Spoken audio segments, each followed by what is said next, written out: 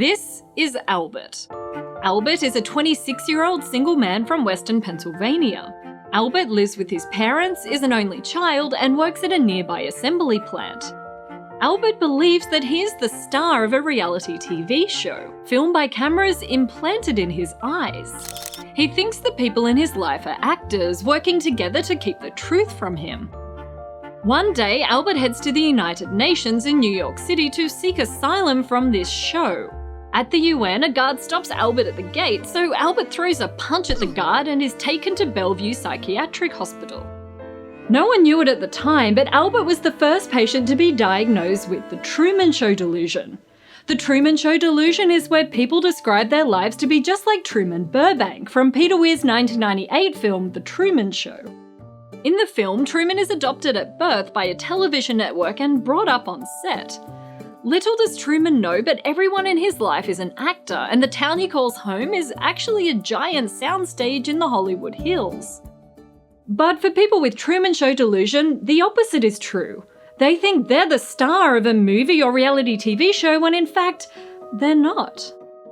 Delusions are those ideas that are wrong, that are totally false, that people hold onto in spite of overwhelming evidence to the contrary.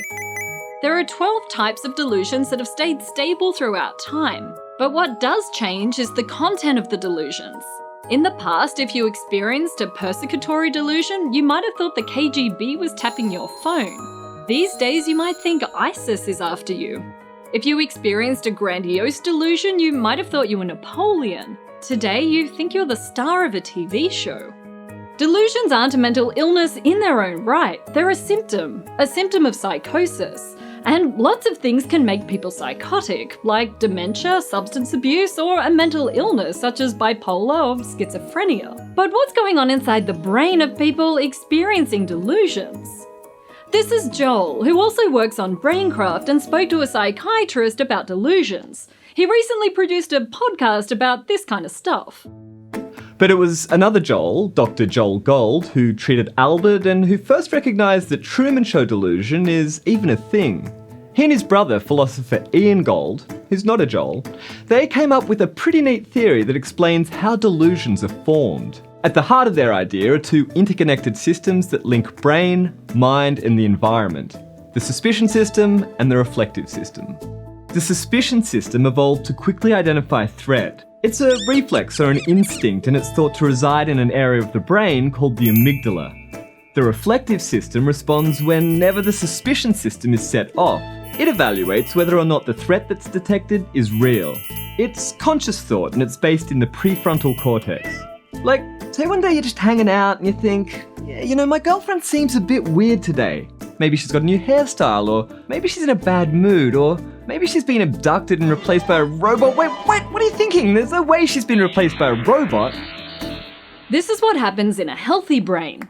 Your suspicion system thought maybe your girlfriend's acting weird because she's been abducted and replaced by a robot. Your reflective system evaluated the idea and concluded, no way, that's ridiculous. But for some people, the systems go awry. And according to the Gold brothers, this is when delusions arise. If the reflective system can't override the whole robot idea, then you just have to keep with that thought. The suspicion system will just keep firing, no matter what. And here's the thing. Over time, the suspicion system wins out. Eventually, the reflective system just gives up and starts integrating the idea, my girlfriend's been replaced by a robot, into how you view the world. And that's a delusion. And why does it matter? Well, we can better understand mental illnesses if we can better understand the symptoms. In this case, delusions, like the Truman Show delusion. And in case I don't see you, good afternoon, good evening, and good night. Yeah. Hey there, it's Joel again. Follow us over to ABC's All in the Mind to hear my full story with Joel Gold and a patient who's actually suffered from the Truman Show delusion. Follow the link in the description below and check out the full podcast. It's worth your while.